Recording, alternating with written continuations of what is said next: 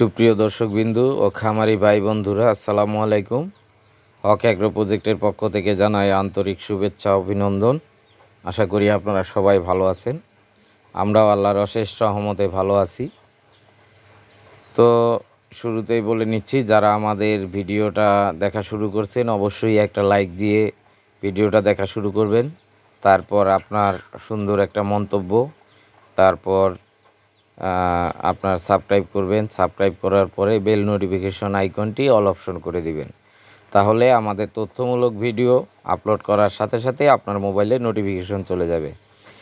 আর যারা সুন্দর ভালো মানের গারল কিনতে ইচ্ছুক, তাহলে আমাদের স্ক্রিনে দেওয়া নাম্বারে অথবা ডেসক্রিপশন বক্সে দেওয়া নাম্বারে যোগাযোগ করবেন। তাহলে আমাদের কাছ থেকে সুস্থ সবল গারল কিনতে পারবেন। আর আমার এক বড় ভাইয়ের কিছু গারল আছে, গত 2-3 দিন ভিডিও দিছি। ওনার প্রায় 50টা মনে করেন বড় গারল, প্লাস আরও 8-10টা বাচ্চা আছে। যদি কেউ নিতে ইচ্ছুক তাহলেও এই স্ক্রিনে দেওয়া নাম্বারে অথবা ডেসক্রিপশন বক্সে দেওয়া নাম্বারে যোগাযোগ করবেন। এ হলো কথা। আর আজকের যে টপিকটা, সেই টপিকটা হচ্ছে শীতকালে, মানে শীতের যে প্রিপারেশনটা, শীতকালে আসলে গরু, ছাগল, ভেড়া, গারল এগুলা একটু মনে করেন আপনার শীতকালে সবাই একটু কাবু হয়ে যায় ঠান্ডাতে। তো সেই প্রিপারেশনটা নেবেন। সেই প্রিপারেশনটার মধ্যে সর্বপ্রথম আপনার গারলকে ভার্মিক মারতে হবে। ভার্মিক দিলে তার চামড়ার নিচের কৃমি, চোখের নিচের কৃমি, প্লাস আটালি, উকুন, তারপরে আপনার বগলের নিচে ঘা, যেমন আপনার এই সিনার মধ্যে ঘা, এই ঘাগুলা মানে যখন তারা মাটিতে শোয় বা যেখানে বসলেই সিনাটার মধ্যে ঘষা খায় এখানে ময়লা লাগলে এখানে ঘা হয়। তো যখনই আপনি ভার্মিক মারবেন, ভার্মিক মারার পরে এই মনে করেন রোগ প্রতিরোধ ক্ষমতার এক ধাপ কাজ সম্পন্ন হবে।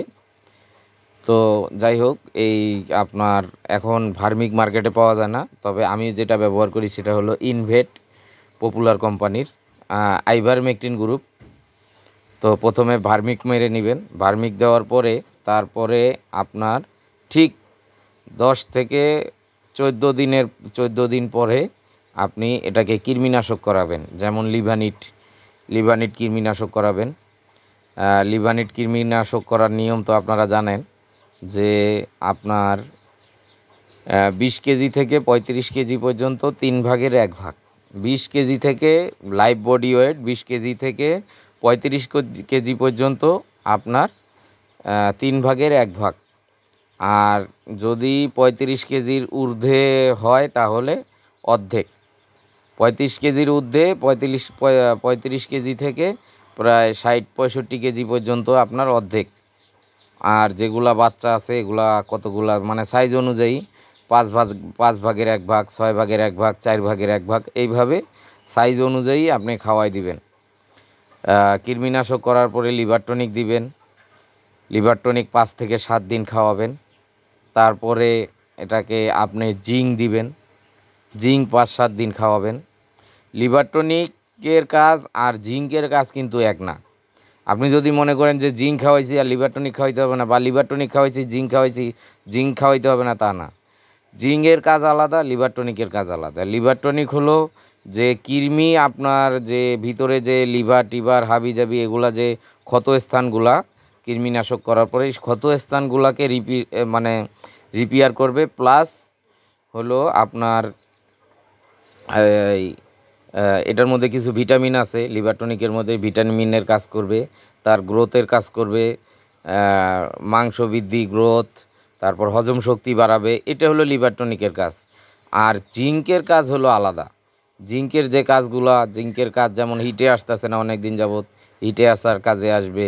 তারপর আপনার এই চামড়ার উপরের বা লোম চিকচিক করবে, স্বাস্থ্যটা সুন্দর হবে, সুন্দর দেখা যাবে। এই জিঙ্কের কাজ হলো এগুলা।